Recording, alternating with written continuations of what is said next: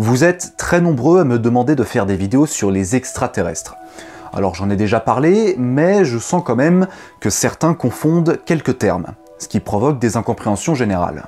OVNI, alien, extraterrestre, tous ces mots sont parfois confondus et utilisés n'importe comment. Il est donc temps de réparer cette injustice et je vais vous expliquer la différence entre un OVNI et un extraterrestre.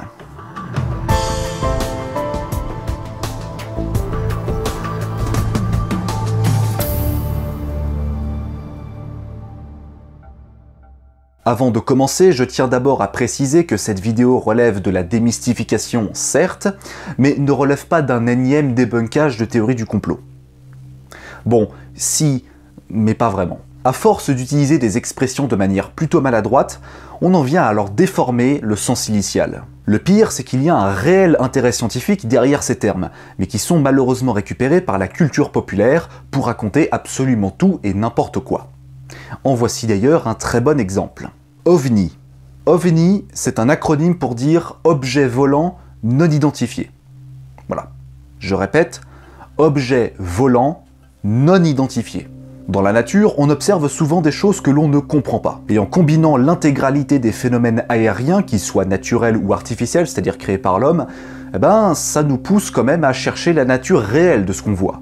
Un OVNI est par définition un phénomène aérien ou aérospatial que l'on n'arrive pas à identifier. Ce qu'il faut bien comprendre, c'est que cette définition admet un point de vue subjectif. En effet, tout dépend du point de vue utilisé et de quel observateur on parle. Sur Terre, personne n'est omniscient. Il y a des gens qui savent beaucoup de choses, mais il n'y a personne qui sait tout sur tout. À part moi, évidemment. Quand on observe un objet volant qu'on n'arrive pas à identifier, il est tout à fait possible qu'une personne à 200 mètres sache parfaitement l'identifier. Donc, pour vous, c'est un OVNI, mais pour l'observateur à 200 mètres, ça n'en est pas un. Des phénomènes OVNI, tout le monde en voit, et il y en a tous les jours. À un moment ou à un autre, vous allez être confronté à regarder quelque chose dans le ciel que vous ne comprenez pas. Et c'est normal. Ce que je veux dire, c'est qu'on ne peut pas objectivement et rationnellement quantifier un OVNI. Si, en observant le ciel, vous observez un satellite qui passe et que vous ne savez pas ce que c'est qu'un satellite, pour vous, c'est un OVNI. Si un contrôleur aérien détecte sur son radar un avion qu'il n'arrive pas encore à identifier, pour lui, c'est un OVNI. Si vous observez un lanceur se mettre en orbite mais que vous n'y connaissez rien en fusée, pour vous, c'est un OVNI. Si une libellule passe devant vous et que vous ne savez pas ce que c'est qu'une libellule, ou alors que vous savez ce que c'est, mais que vous ne savez pas que l'objet qui passe devant vous est une libellule, alors pour vous, c'est un OVNI. Si Cristiano Ronaldo se prend un papillon dans l'œil et qu'il n'est pas au courant de l'existence des papillons sur Terre, il est alors témoin, voire même victime, d'un crash d'OVNI. Bon, blague à part, je pense que vous avez progressivement bien saisi le concept. Un OVNI n'est pas un type d'objet en soi. C'est une condition qui est propre à un observateur particulier. Observateur qui n'est pas omniscient et qui peut tout à fait se tromper dans son interprétation des choses. Dans la plupart des cas, ce sont soit des trucs totalement normaux, comme un nuage, un insecte chelou ou un avion, soit des illusions d'optique. En d'autres termes, c'est votre œil et votre cerveau qui vous jouent des tours. Un nuage à la forme bizarre, des rayons du soleil déviés, la lumière d'une lampe qui se reflète dans une vitre, etc. Il n'y a aucune honte à ne pas savoir ce que l'on regarde ou bien se laisser berner par les illusions d'optique de notre cerveau. C'est tout à fait normal. Moi aussi, ça peut m'arriver de temps en temps d'avoir des illusions d'optique, de regarder quelque chose que je ne sais pas. Et Dieu sait que ça me fait beaucoup de mal, vu mon ego surdimensionné. Et lorsqu'un OVNI devient un peu plus intéressant que la moyenne, ça devient un pan. Oui, un pan, oui. Non, pas comme Pampan la guerre, non, non. Non plus, c'est de la merde, enlève. Un pan, un acronyme, pan, voilà, un pan. Un acronyme pour désigner phénomène aérospatial non identifié. C'est un terme administratif créé par le CNES. Chaque jour, des témoignages sont enregistrés de la part de gens qui ont vu un objet volant qui n'a pas été identifié. Donc un OVNI. En revanche, si l'objet est suffisamment bizarre ou alors vu par plusieurs témoins, là il peut être considéré comme un phénomène aérospatial non identifié. C'est pour ça que le CNES a créé ce qu'on appelle le GEPAN, le groupe d'études et d'informations sur les phénomènes aérospatiaux non identifiés. Je sais, ça fait beaucoup d'acronymes, mais bon, c'est la meilleure manière de les retenir. Le GEPAN est, comme son nom l'indique, un service qui analyse les témoignages de PAN et d'OVNI. Tout est fait pour analyser sérieusement les cas inexpliqués et apporter une méthode très rigoureuse afin de déterminer la nature de ce que vous avez observé. Mais pour ça, il faut un témoignage précis. Très précis. Pour que le GEPAN prenne en compte votre observation, il vous faut la date, le jour, l'heure, l'endroit où vous étiez, ce que vous faisiez, etc.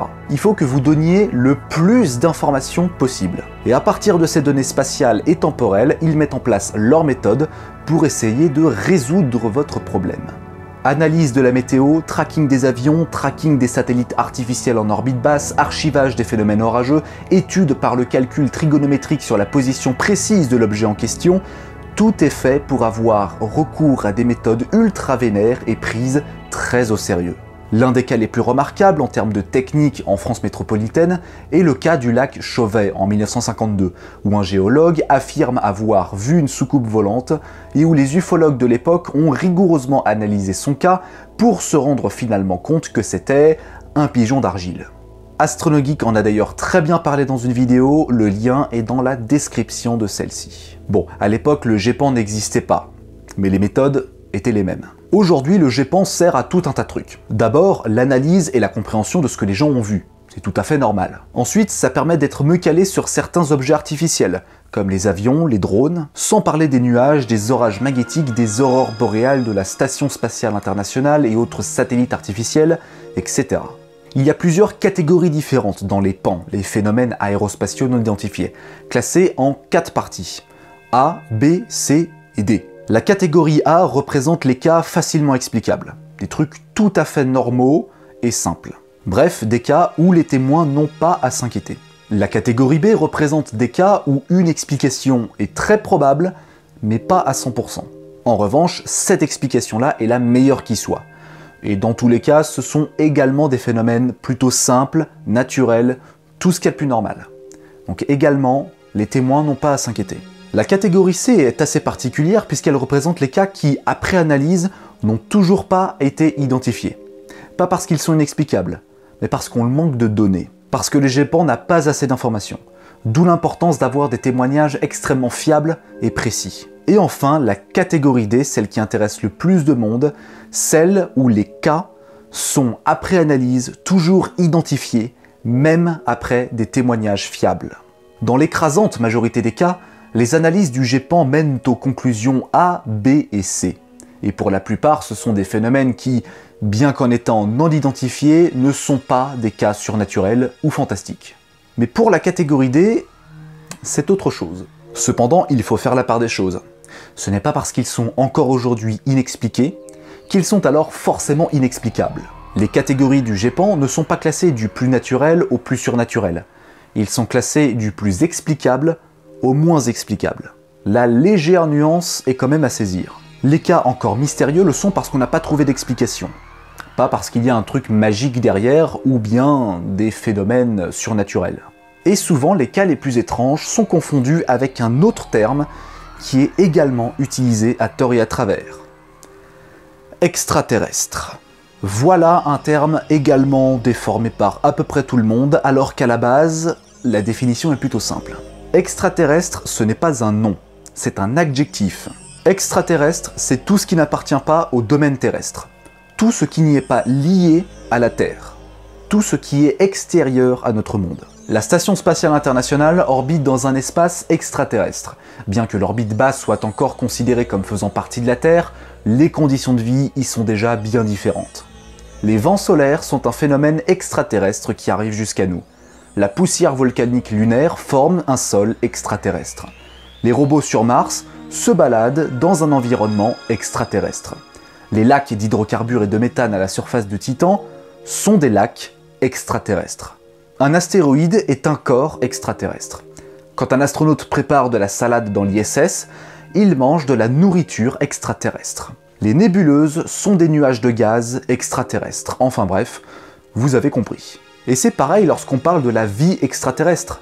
Quand on aborde cette expression, l'adjectif « c'est extraterrestre » qui qualifie la vie hors de la Terre. Aujourd'hui, cet adjectif est progressivement devenu un nom pour désigner justement les formes de vie hypothétiques extraterrestres, c'est-à-dire hors de notre planète. Qu'ils soient intelligents ou non, que ce soit une civilisation galactique ou juste une bactérie. Cette déformation n'est toutefois pas trop grave. En effet, on garde quand même le côté adjectif, et dans l'absolu, la définition du nom est également valable. Là où ça devient un peu plus emmerdant, c'est lorsque les gens confondent ou associent, volontairement ou non, les extraterrestres avec les ovnis. Comme on l'a vu, ovni est une définition subjective basée sur un observateur qui a vu quelque chose qu'il n'a pas compris. Mais pour beaucoup, un ovni est un type d'objet particulier, comme un avion, une libellule ou une aurore boréale. Pour eux, ovni ça veut dire soucoupe volante. Ça veut dire un vaisseau spatial piloté par un alien.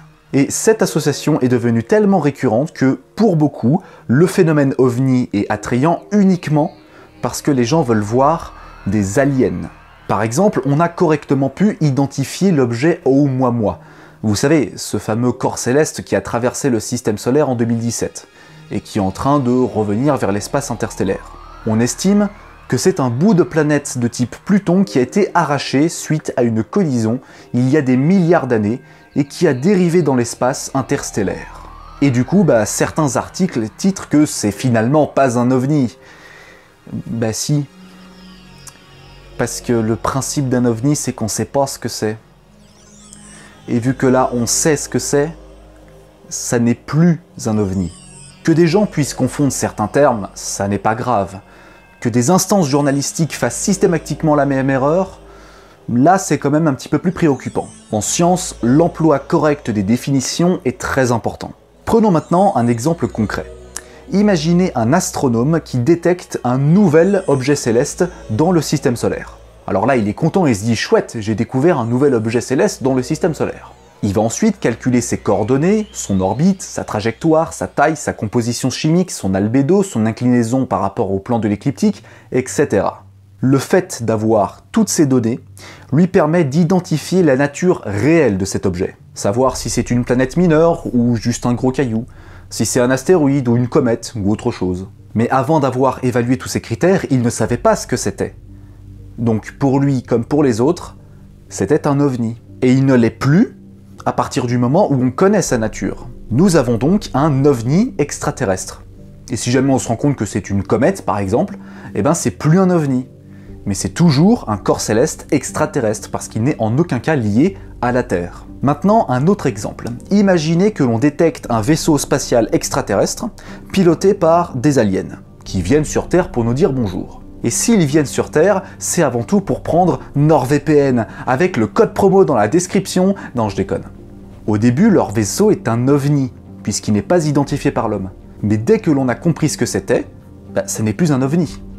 En revanche, ça reste un objet extraterrestre. Cette distinction est très importante parce qu'elle évite de faire des raccourcis. Malheureusement, cette confusion a été accélérée par le phénomène ovni, autrement dit le phénomène des soucoupes volantes, appelons ça comme ça, ainsi que la culture populaire américaine. Enfin, populaire, culture déjà, bon. Toutefois, le GEPAN et la recherche de corps extraterrestres et de la vie extraterrestre relèvent de domaines d'études scientifiques tout à fait sérieux. Du sérieux et également du terre-à-terre, ironiquement. En attendant que l'on découvre pour de vrai les petits hommes verts, vous pouvez toujours vous abonner à ma chaîne YouTube, à partager mes vidéos si elles vous plaisent, à mettre un petit pouce bleu et surtout à activer la cloche pour ne pas rater les prochaines notifications. Quant à moi, je vous donne rendez-vous très bientôt pour de nouvelles aventures cosmiques au sein de ces espaces infinis. À la prochaine!